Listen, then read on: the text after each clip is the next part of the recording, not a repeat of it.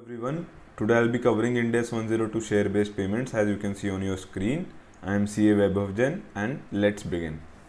तो सबसे पहले ये वीडियो में मैं कंसेप्ट बस कवर करने वाला हूँ एंड इलस्ट्रेशंस नहीं कर रहा हूँ. इलस्ट्रेशंस पे मैंने 2-3 इलस्ट्रेशन एक सेपरेट वीडियो में किया है ऑलरेडी कवर. सो कंसेप्ट अपन फटाफट अभी गो थ्रू करते हैं ताकि illustrations will be easier for us. तो सबसे पहले एग्ज़ाम पॉइंट ऑफ व्यू से अगर अपन बात करें तो end AS 102 share based payments पे थ्योरी क्वेश्चन एज सच नहीं आया है आज तक. उस पर जो आता है मेनली वो आता है अपना प्रैक्टिकल क्वेश्चन. बट वो प्रैक्टिकल क्वेश्चन सॉल्व करने के लिए हमको ये थ्योरी समझना ज़रूरी है and that is why today I will be covering the theory portion with you. So this is the unit overview. So basically share based payments transactions का जब बात करते हैं तो उसमें रिकग्निशन आएगा, देन टाइप्स आएगा. टाइप्स में क्या क्या होता है, equity based, cash based and with cash alternative. Then we'll study about share based payment transactions among group entities and lastly there is disclosure. तो ये पूरा यूनिट ओवरव्यू है, ये अपन कवर करेंगे अभी. so, ये मैं एग्जाम पॉइंट ऑफ व्यू से अगर बात कर रहा हूँ तो जो मैं काट रहा हूँ मैं बुक पूरी गंदी कर चुका हूँ. So any serious candidate would also do the same क्योंकि यहाँ पर एक भी एक्स्ट्रा लाइन पढ़ने का कुछ भी काम का नहीं है हमारा. So we will not study any extra part. Now definition I will come back later. पहले अपन आगे बढ़ते हैं और समझते हैं हमारा टॉपिक क्या है, शेयर बेस्ड पेमेंट्स होता क्या है. So this analysis of share based payment ये हमारा क्रक्स है शेयर बेस्ड पेमेंट को समझने के लिए. तो मैं पहले लेमैन टर्म में बोलूँ तो शेयर बेस्ड पेमेंट ट्रांजैक्शंस, अगर मैं एक एंटिटी हूँ और सामने एक काउंटर पार्टी है, तो अगर मैं उस काउंटर पार्टी से कोई भी गुड्स या सर्विसेज लेता हूँ, let's say counter party is A and I am entity we.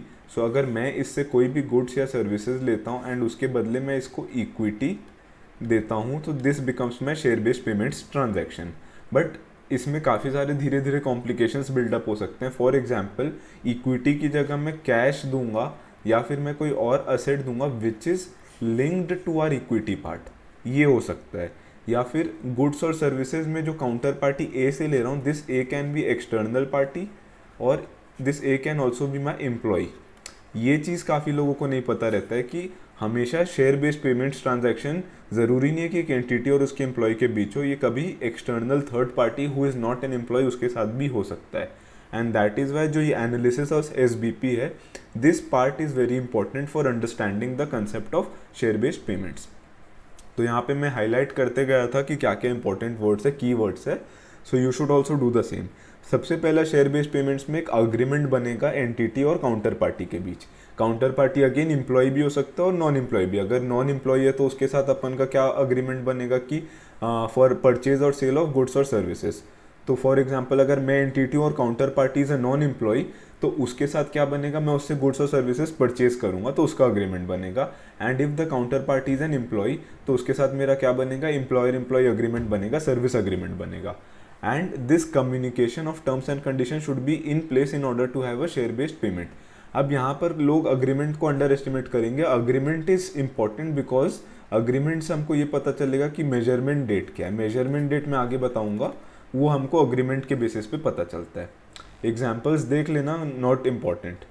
Second important component of SBP is कि share based payment should be made for goods and services. तो जैसा मैं ऊपर बताया कि गुड्स और सर्विसेज लेने के लिए होगा और कोई भी एक्सटर्नल पार्टी के साथ ही होगा. हमारा कोई इंटरनल पर्सन के साथ नहीं हो सकता. यहाँ पर क्या बोल रहा है, एक्सटर्नल पर्सन होगा इंक्लूडिंग एम्प्लॉय. यानी कि we can enter into share based payment arrangement with employees और एनी अदर एक्सटर्नल पार्टीज. ठीक है. उसके बाद तीसरा इंपॉर्टेंट कंपोनेंट क्या बोल रहा है कि goods and services that are being received by an entity should be from a supplier which will include an employee. ठीक है, ये तो ऊपर हमने पढ़ लिया. The goods services received from a counter party who act in the capacity of share holder will not be covered. अब इसको समझते हैं. लेट से मैंने यहाँ पे बोला ए एक एम्प्लॉय या फिर A should be any other external party. But ये भी तो हो सकता है कि ये मान लेते हैं वी लिमिटेड एंटिटी है, तो ये भी तो हो सकता है कि A has a share holding in V limited. तो अगर ए के पास शेयर होल्डिंग है वी लिमिटेड में तो हमको ये डायरेक्टली नहीं सोचना है कि ए और वी लिमिटेड के बीच अगर कोई अग्रीमेंट हो रहा है तो 102 में नहीं आएगा. ऐसा नहीं है. अगर ए उस टाइम पे as a shareholder act कर रहा है, A is acting in the capacity of a shareholder, तो this will not come under 102. But if A is acting in the capacity of employee or any other external party which is not a shareholder, उस case में 102 के ambit में आएगा। तो हमको ये देखना है कि that counter party is acting in which capacity. तो कैपेसिटी वर्ड इंपॉर्टेंट है। यहाँ पर जब ये बोला कैपेसिटी ऑफ शेयर होल्डर है तो हमने बोला 102 में कवर नहीं होगा। यहाँ फोर्थ पॉइंट में अगेन वही चीज़ को रिपीट कर रहा है कि अगर एक एम्प्लॉय भी है जो कि उसका capacity as a holder of equity instrument है, यानी कि अगर एक एम्प्लॉय भी शेयर होल्डर की कैपेसिटी में एक्ट कर रहा है तो भी हम उसको कवर नहीं करेंगे।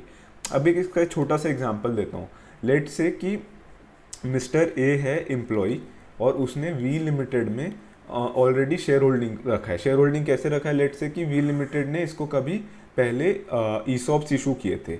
नाउ अगर V limited has to go for a further issue, तो फर्दर इशू में क्या करेगा? वी लिमिटेड मान लेते हैं राइट्स इशू कर रहा है या फिर वो प्रेफरेंशियल इशू में मिस्टर ए को पहले और ऑफर दे रहा है कि और अगर आपको शेयर्स चाहिए क्या।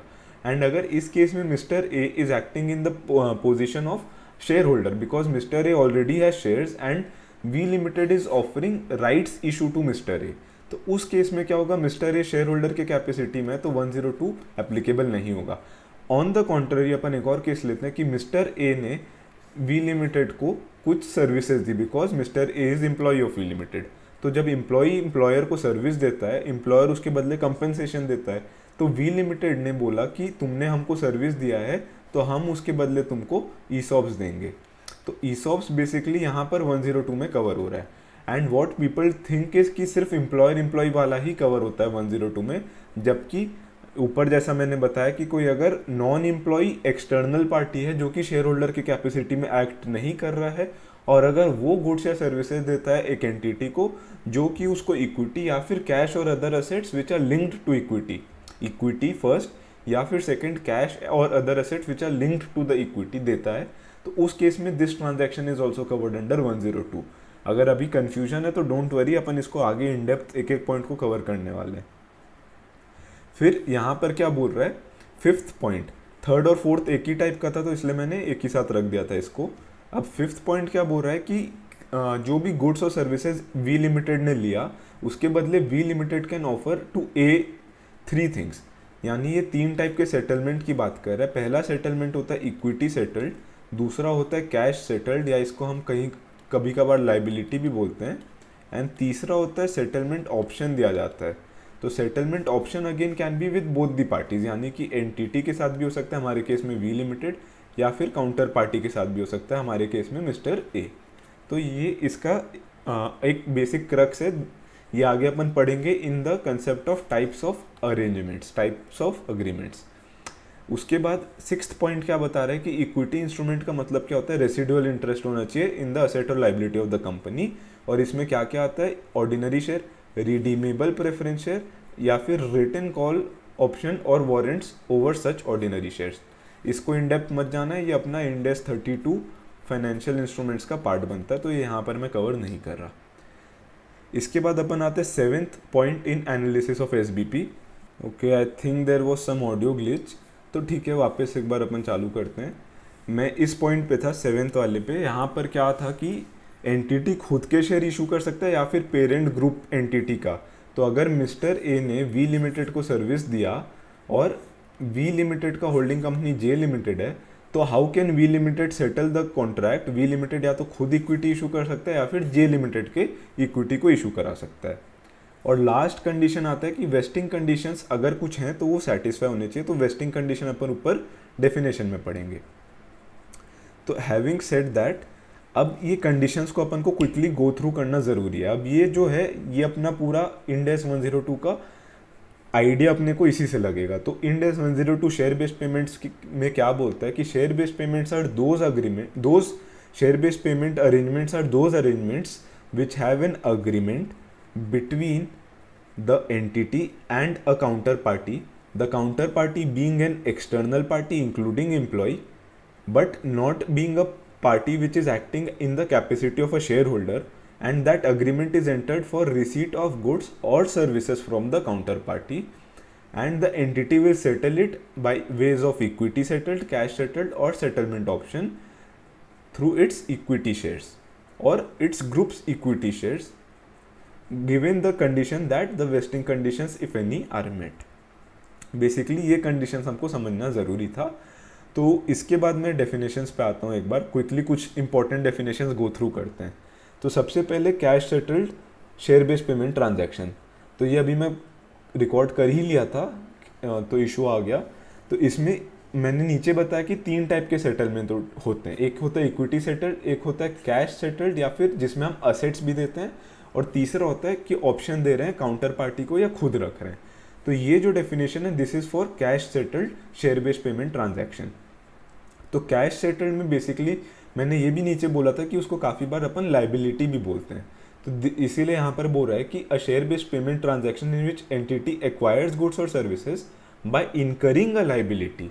क्या लाइबिलिटी इनकर कर रहे हैं कि हम या तो कैश या फिर कोई और असेट देंगे which is based on the price of equity instrument, price और वैल्यू ऑफ इक्विटी इंस्ट्रूमेंट। ये यहाँ पे क्यों लिखा है, ये बहुत ही इंपॉर्टेंट चीज़ लिख दिया है। ये इसलिए लिख रहा है यहाँ पर बिकॉज अगर सिर्फ कैश या सिर्फ असेट में डायरेक्टली दूंगा तो 102 का क्या रोल हुआ, 102 का कोई रोल नहीं हुआ। 102 का नाम क्या है, share based payments transaction. Share based यानी कि शेयर के कुछ ना कुछ बेसिस पे ही तुम्हारा कॉन्ट्रैक्ट होना चाहिए, शेयर का प्राइस हुआ, शेयर का वैल्यू हुआ। बट अगर डायरेक्टली कैश या असेट दूंगा तो वहाँ पर एसबीपी का कोई रोल नहीं हुआ। तो मेरे को एसबीपी को लिंक करना है मेरे इक्विटी से, एंड व्हेन माय कैश और my asset is linked to my equities price और वैल्यू, उस केस में उसको मैं कैश सेटल्ड एसबीपी ट्रांजैक्शन बोल सकता हूँ। सेकेंड डेफिनेशन आता है एम्प्लॉयज़ का। तो एम्प्लॉयज़ और अदर पर्सन्स में कौन कौन आता है, लीगल या टैक्स पर्पज से जो मेरा एम्प्लॉय है वो इंसान जिसको मैं डायरेक्शन देता हूँ, एंड सिमिलर वे में जैसा मैं लीगल या टैक्स पर्पज वाले एम्प्लॉय को देता हूँ। या तीसरा जो बंदा मेरे को सर्विस दे रहा है similar to the services a employee would give me. उसके बाद तीसरा आता है सी डेफिनेशन इक्विटी इंस्ट्रूमेंट का। तो ये ऊपर मैंने बोला कि फाइनेंशियल इंस्ट्रूमेंट्स में कवर करेंगे, रेसिडुअल इंटरेस्ट जहाँ पे होता है उसको। फिर एक इक्विटी सेटल्ड का है, बट इसमें कुछ है नहीं बताने को। जहाँ पर इक्विटी इशू होता है उसको इक्विटी सेटल्ड बोलते हैं, जहाँ पर कैश या अदर असेट्स होते हैं उसको कैश सेटल्ड बोलते हैं। फेयर वैल्यू का डेफिनेशन 113 में कवर किया मैंने। सारे जो भी इंडेस है सब में फेयर वैल्यू का रेफरेंस दिया ही रहता है, क्योंकि इंडेस का पूरा फ्रेमवर्क फेयर वैल्यू पे, और हर एक में 113 का ही रेफरेंस है, तो ये भी 113 वाले ही डेफिनेशन है। उसके बाद मैंने मेजरमेंट डेट का इंपॉर्टेंस बताया था कि मेजरमेंट डेट पे हम fair value of equity instruments को मेजर करते हैं। Fair value of equity instruments, fair value as per 113, equity instruments as per इंडेस 32 financial instruments. तो इसका जब हम मेजरमेंट करते हैं, ये क्यों करते हैं, क्योंकि हम गुड्स और सर्विसेज ले रहे हैं, उसके बदले हम क्या दे रहे हैं, अपना इक्विटी। तो उसके लिए इक्विटी इंस्ट्रूमेंट का फेयर वैल्यूएशन इज नेसेसरी। तो वो फेयर वैल्यूएशन किस दिन का लेना मेरे को, तो मेरे को मेजरमेंट डेट का लेना है, मेजरमेंट डेट का। तो मेजरमेंट डेट क्या होता है, मेजरमेंट डेट में हम दो चीज़ देखते हैं कि अगर हम एम्प्लॉयज़ के साथ कर रहे हैं या फिर अदर्स के साथ कर रहे हैं। अदर्स यानी other external parties who are not my employees. तो अगर मैं एम्प्लॉयज़ के साथ कर रहा हूँ तो मेरा ग्रांट डेट होता है, वो मेरा मेजरमेंट डेट बन जाता है। और अगर मैं अदर्स के साथ कर रहा हूँ तो जिस दिन मेरे को गुड्स या सर्विसेज रिसीव हुआ, वो दिन मेरा मेजरमेंट डेट बन जाता है। यानी उस दिन मैं अपने गुड्स और सर्विसेज जिस दिन रिसीव हो रहे हैं उस दिन फेयर वैल्यू मेजर करूंगा। बट अगर एम्प्लॉयज़ के साथ कर रहा हूँ तो grant date will be my measurement date.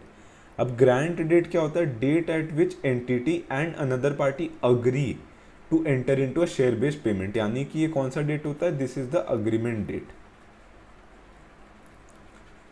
But अगर इसको मैं थोड़ा और कॉम्प्लिकेट करूँ इस चीज़ को, तो what is a grant date. तो ग्रांट डेट जब अपन बात करते हैं, इसमें अपन सबसे पहले देखते हैं सिंपली स्पीकिंग कि अग्रीमेंट डेट। बट अगर यहाँ पर मेरे को साथ में कोई अप्रूवल लेना पड़ा अथॉरिटी से, ठीक है, फॉर एग्जांपल अगर मेरे को सेबी या फिर किसी और अथॉरिटी का अप्रूवल लेना पड़ रहा है, तो date of approval will be my grant date. तो जनरली स्पीकिंग अगर अप्रूवल का केस नहीं है तो अग्रीमेंट डेट को लेते हैं। इसलिए मैंने जब नीचे अग्रीमेंट वाला पॉइंट बताया था, I think it was the 7th point, नहीं it was first point, sorry. तो जो फर्स्ट पॉइंट में मैंने यहाँ मेजरमेंट डेट लिखा था, ये इस लिंक से है। अगर मेरे को अग्रीमेंट का डेट पता रहेगा तभी जाके मैं ग्रांट डेट निकाल पाऊंगा, तभी जाके मैं एम्प्लॉयज़ के साथ अगर ट्रांजैक्शन एंटर कर रहा हूँ तो मैं मेजरमेंट डेट निकाल पाऊंगा, जिससे जाके मैं फेयर वैल्यू ऑफ इक्विटी को मेजर कर पाऊंगा। So this is the chain of events. और ये चीज़ समझ नहीं पाते काफ़ी लोग। खैर ये डेफिनेशंस वगैरह को लोग लाइटली भी लेते हैं, but it is important to understand the concept of Ind AS 102। एक बार ये समझ जाते हैं तो इलस्ट्रेशन सॉल्व करना बहुत ईजी हो जाता है। अभी मैं जो डेफिनेशन बोलता हूँ वो वेस्टिंग कंडीशन का पहले बोलता हूँ। तो वेस्टिंग कंडीशन बेसिकली वो कंडीशन होता है जहाँ पर सामने वाली जो काउंटर पार्टी है उसको हम एंटाइटल कर रहे हैं कि वो हमसे जो भी हमारा अग्रीमेंट हुआ, चाहे कैश सेटल्ड हुआ या फिर इक्विटी सेटल्ड हुआ, जैसा भी हुआ, वो एंटाइटलमेंट देते हैं उसको कि तुम ये रिसीव करोगे। यानी वेस्टिंग कंडीशन में the counter party gets entitled to receive. अगर वो काउंटर पार्टी वेस्टिंग कंडीशन को फुलफिल नहीं करता है तो उसको एंटाइटलमेंट नहीं मिलेगा। एक एग्जांपल देता हूँ छोटा सा। अगर मैं एम्प्लॉय को बोल रहा हूँ कि तू 3 साल तक काम कर, तब जाके तेरा वेस्टिंग कंडीशन पूरा होगा, तब जाके तू ईसॉप्स के लिए एलिजिबल होगा। अगर वो 2 साल में छोड़ता है तो क्या मैं उसको ईसॉप्स दूंगा? क्या नहीं दूंगा। बट अगर वो 3 साल काम कर लेता है तो वो ईसॉप्स के लिए एलिजिबल होता है, यानी the employee satisfied his vesting condition. तो वेस्टिंग कंडीशन 2 टाइप का होता है, एक होता है सर्विस कंडीशन और एक होता है परफॉर्मेंस कंडीशन। तो अभी अपन ये दोनों के डेफिनेशन को कवर कर रहे हैं ऊपर। तो सबसे पहले मैं आता हूँ सर्विस कंडीशन पे। ऐसे है, यही होगा, हाँ। सर्विस कंडीशन तो जो मैं एग्जांपल दिया वही है कि तुम एक स्पेसिफाइड पीरियड ऑफ टाइम बोलो, 2 साल 3 साल, और उतना टाइम तक अगर वो काम कर लेता है तो वो एलिजिबल है, नहीं करता है तो एलिजिबल नहीं है। तो एक लाइन यहाँ पर मैंने हाईलाइट किया, service condition does not require a performance target to be met. ये चीज़ को मैं अभी परफॉर्मेंस कंडीशन के बाद क्लियर करता हूँ। परफॉर्मेंस कंडीशन में क्या बोल रहा है? Performance condition is a vesting condition. एक सेकेंड ना, परफॉर्मेंस कंडीशन की अगर मैं बात करूं तो ये बोल रहा है it is a vesting condition that requires 2 things. सबसे पहले it requires specified service period and then it requires specified performance targets. Again यहाँ पे काफ़ी लोग कंफ्यूज होते हैं। ये जो परफॉर्मेंस टारगेट्स हैं ये भी 2 टाइप के होते हैं, एक होते हैं मार्केट और एक होते हैं नॉन मार्केट। अपन एक एक करके सबको कवर करेंगे, डोंट वरी। तो परफॉर्मेंस कंडीशन में सबसे पहले ये चीज़ मेरे को बताओ कि why this thing has again come up. Specified service period तो सर्विस कंडीशन का पार्ट है, so how come it is coming under performance condition? तो यहाँ पर मैं एक्सप्लेन करता हूँ कि एंड में सबसे पहली चीज़, एंड में यानी दोनों चीज़ होना चाहिए। अब स्पेसिफाइड परफॉर्मेंस टारगेट की अगर मैं बात करूँ तो performance target market non market 2 होता है, बोला मैंने। मार्केट कंडीशन क्या होता है? जहाँ पर हम बोल रहे हैं कि प्राइस या फिर वैल्यू ऑफ इक्विटी को अगर इन्फ्लुएंस करोगे तो वो मार्केट कंडीशन होता है। और नॉन मार्केट कंडीशन किसको बोलते हैं? अगर ऑपरेशंस में इन्फ्लुएंस करोगे तो उसको बोलते हैं operations. For example change in EBITDA. EBITDA is not link to your equity price, EBITDA is link to your operations. अगर काम अच्छा करोगे एबिडा ज़्यादा आएगा, काम खराब करोगे एबिडा खराब होगा। बट इक्विटी का price is not link to EBITDA, it is not linked to operations. तो उसलिए वो मार्केट कंडीशन है और ये नॉन मार्केट कंडीशन है। तो परफॉर्मेंस कंडीशन में ये 2 चीज़ होती है, ये हमने समझा। बट इसका क्या रोल है? तो इसका क्या रोल है मैं समझाता हूँ कि अगर मैं एक एम्प्लॉई आया फॉर एग्जांपल और उसको मैंने टारगेट दिया कि तू एबिडा बढ़ा के दे, बट एबिडा बढ़ाने के लिए मैंने उसको 2 साल का अगर लिमिट दिया है तो ये पॉइंट इंपॉर्टेंट है कि द एबिडा बढ़ाने का 2 साल का जो लिमिट है it should not extend beyond the end of the service period.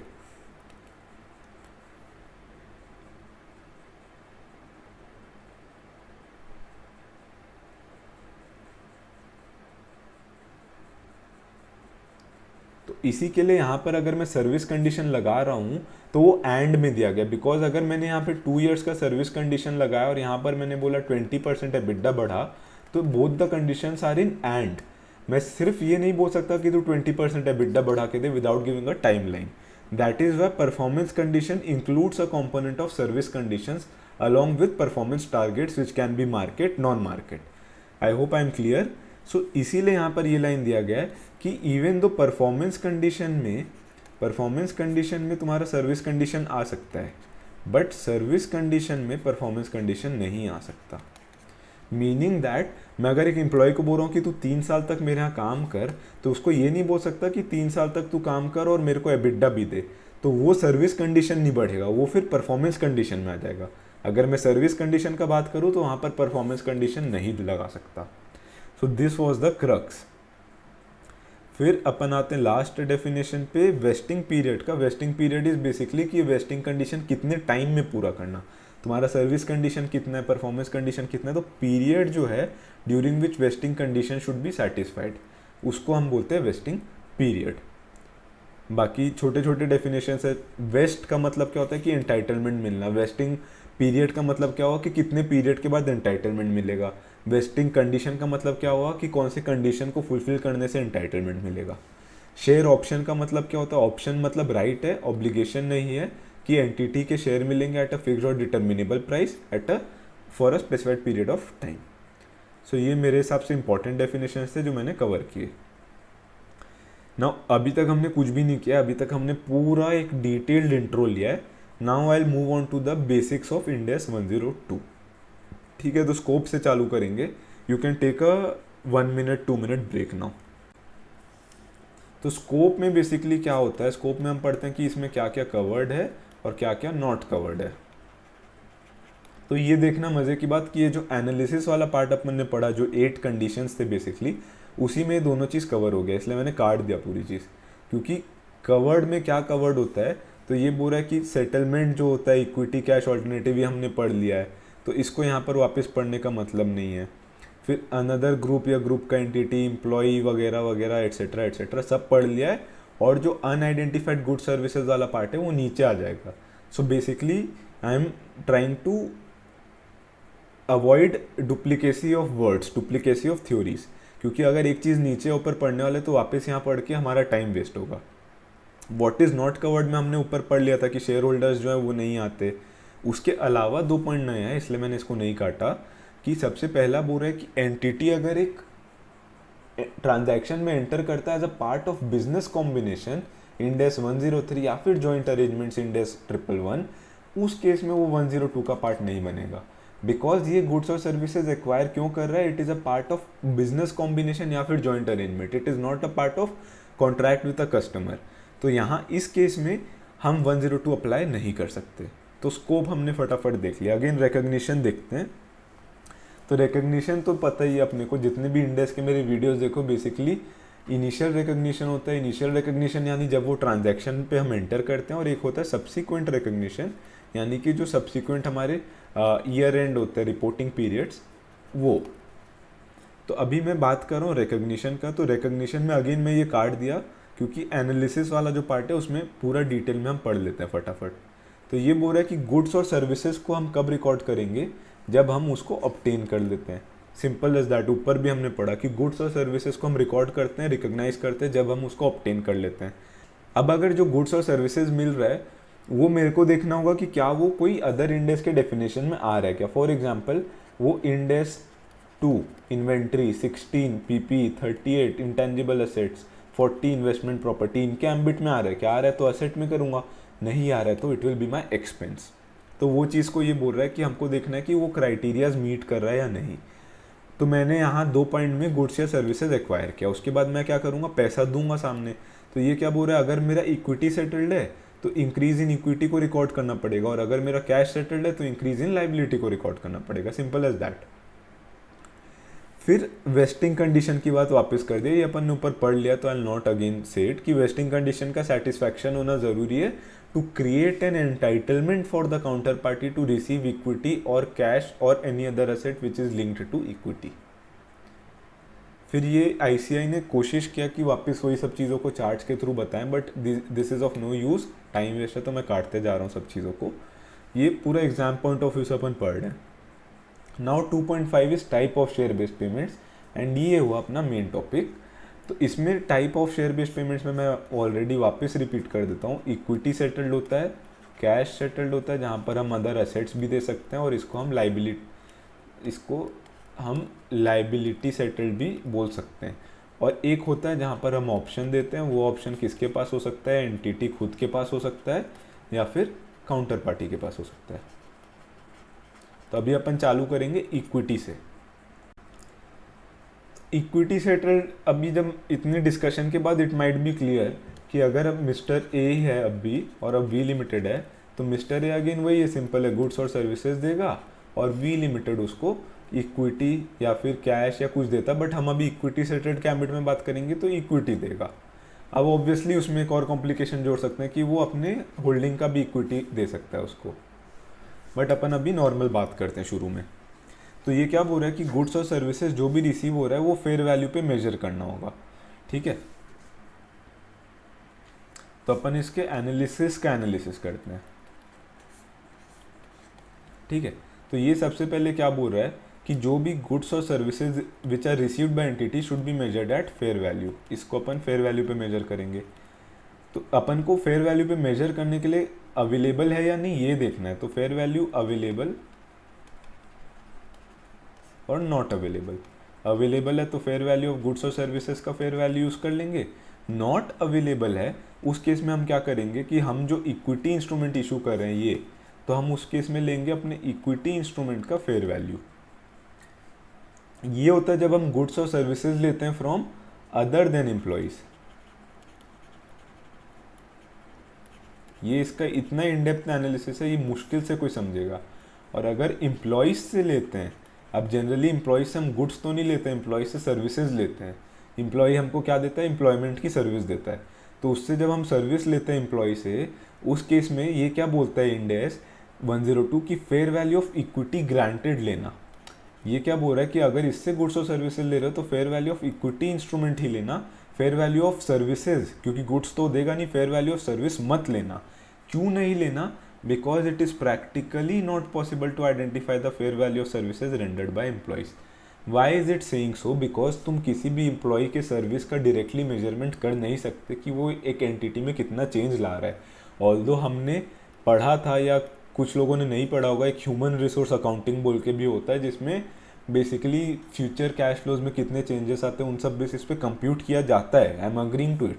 But हम अभी जो एग्जाम ओरिएंटेड पढ़ रहे हैं, तो इंड एस 102 क्या बोल रहा है कि अगर एम्प्लॉयज़ ने सर्विस दिया एंटिटी को तो fair value of equity instrument लेना। अगर अदर देन एम्प्लॉयज़ से लिया है, उस केस में अगर गुड्स और सर्विसेज का फेयर वैल्यू अवेलेबल है तो गुड्स और सर्विसेज का लेना, नहीं है अवेलेबल तो इक्विटी इंस्ट्रूमेंट जो हम दे रहे हैं उसका फेयर वैल्यू लेना है। Simple as that.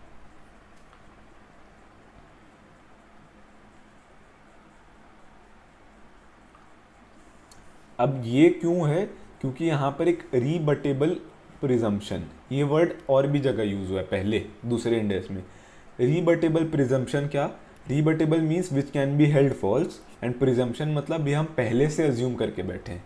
तो इसका मतलब क्या बोल रहा है कि अदर देन एम्प्लॉय के साथ जब हम एक कॉन्ट्रैक्ट में एंटर करते हैं तो हम ये पहले से अज्यूम करके रखें कि जो गुड्स और सर्विसेज जो काउंटर पार्टी हमको देगा उसका फेयर वैल्यू अवेलेबल रहेगा। बट दिस प्रिजम्पशन इज रीबटेबल, यानी कि you can hold it falls, यानी कि यू कैन क्लेम कि ये गुड्स और सर्विसेज का फेयर वैल्यू हमारे पास नहीं है, एंड उस केस में you can definitely take the fair value of the equity instruments issued. तो ये इतने पार्ट का एनालिसिस है। You can draw this chart on your book और wherever you are noting, तो इससे टाइम बचता। और तो क्या है, फिर जो लास्ट पॉइंट है वो अपना नया चीज़ बोल रहा है। ये ऊपर मैंने स्कोप में बोला था ना, नीचे आएगा, कहाँ गया, अनआइडेंटिफाइड गुड्स और सर्विसेज। तो अनआइडेंटिफाइड गुड्स और सर्विसेज का कंसेप्ट क्या है और वो क्या 102 में कवर्ड है, ये पॉइंट अपन पढ़ते हैं। There might be some cases where the transaction is other than with employ, where goods services received are less than the fair value of the equity share issued. यानी यहाँ पर क्या बोल रहा है, अगर मैं गुड्स और सर्विसेज का फेयर वैल्यू मेजर कर रहा हूँ तो ये बोल रहा है कि गुड्स और सर्विसेज का fair value does not equal to the equity instrument का फेयर वैल्यू। तो उस केस में अगर गुड्स और सर्विसेज का फेयर वैल्यू जो है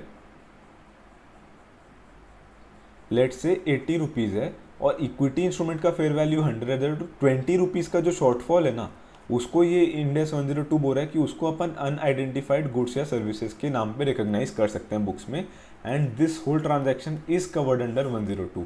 यानी कि स्कोप में क्या लिखा था कि अनआइडेंटिफाइड गुड्स और सर्विसेज जो है वो 102 में कवर्ड है। अब मज़े की बात क्या है कि यहाँ पर अदर देन विथ एम्प्लॉय क्यों बोला, विथ एम्प्लॉय क्यों नहीं बोला? बिकॉज विथ एम्प्लॉय के केस में तो हम सर्विस का वैल्यू निकाल ही नहीं सकते, हम गुड्स या सर्विसेज जो दिया उसने उसका फेयर वैल्यू कैलकुलेट कर ही नहीं सकते, तो हम सीधा इक्विटी इंस्ट्रूमेंट का करते हैं। How can there be a difference जब हमारे पास दूसरा कॉम्पोनेंट है ही नहीं कंपेरिजन के लिए? इसीलिए अनआइडेंटिफाइड गुड्स और services arises only in the case of other than employ and it is covered under 102। ठीक है, तो वापस उसी चीज़ को रिपीट किया। अब ये इलस्ट्रेशन है, इलस्ट्रेशन मेरे हिसाब से मैंने जो एक सेपरेट वीडियो बनाया था उसका लिंक मैं डिस्क्रिप्शन में या कमेंट में डाल दूंगा, बट उसमें मैंने 2-3 ही इलस्ट्रेशन कवर किए थे, although I thought I will do more but due to time crunch I couldn't. तो उसमें मैंने बेसिक कंसेप्ट को इंट्रोड्यूस करने के लिए 2-3 इलस्ट्रेशन भी किए हैं, तो after this video you can watch that. अब अपन अगला आते हैं cash settled.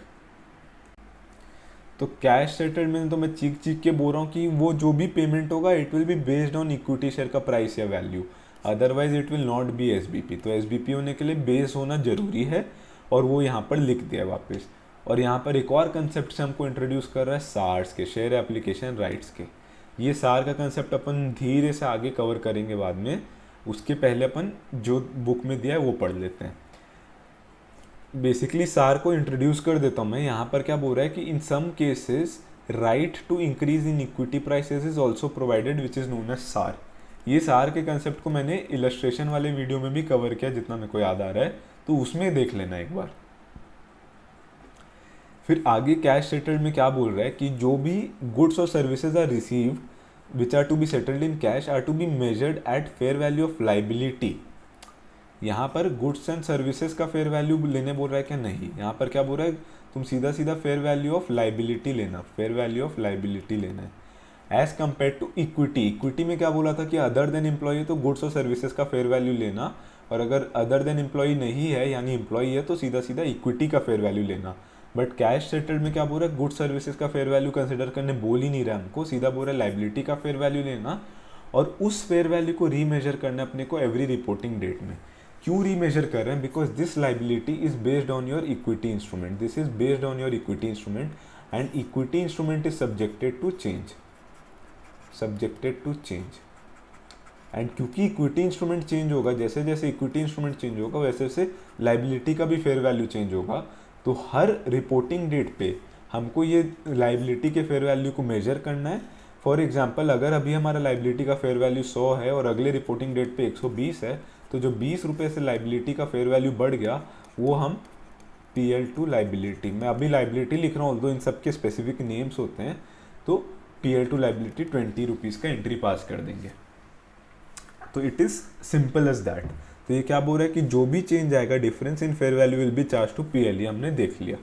There could be some cases जहाँ पे अगर वेस्टिंग कंडीशन नहीं है तो उस केस में हर साल का रीमेजरमेंट क्यों करेंगे? वेस्टिंग कंडीशन नहीं है इसका मतलब क्या कि पूरा का पूरा अमाउंट इनिशियल रिकॉग्निशन पे हो जाएगा। ये जो खेल है सब्सिक्वेंट रिकॉग्निशन का, ये खेल तो आएगा ही नहीं।